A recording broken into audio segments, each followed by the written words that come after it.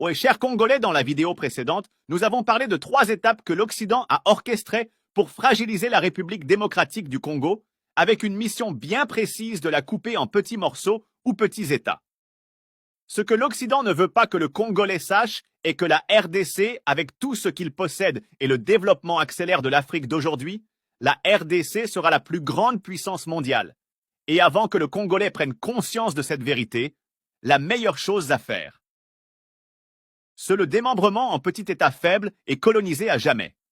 Notez bien que la phase de l'infiltration étant à sa phase finale, nous arrivons à l'étape numéro 4. Il s'agit de placer à la tête du pays un étranger avec plusieurs objectifs dont voici quelques détails à savoir.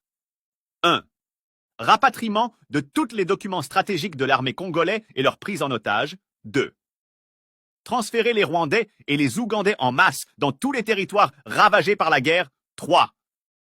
Ils vont tromper le Congolais d'avoir gagné le rebelle et établir la paix, mais la réalité est qu'ils vont intégrer tous ces individus en secret dans l'armée afin de bien le mettre à genoux pour la dernière fois de son histoire. Étape numéro 5.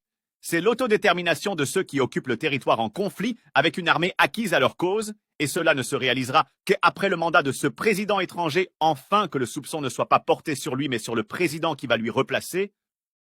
Il y aura la résurgence de groupes armés, et les étrangers intégrés dans l'armée qui ne seront autres que les groupes armés vont se réveiller pour soutenir les soi-disant populations congolaises, enfin devenir autonomes pour mieux se protéger. Fin de film.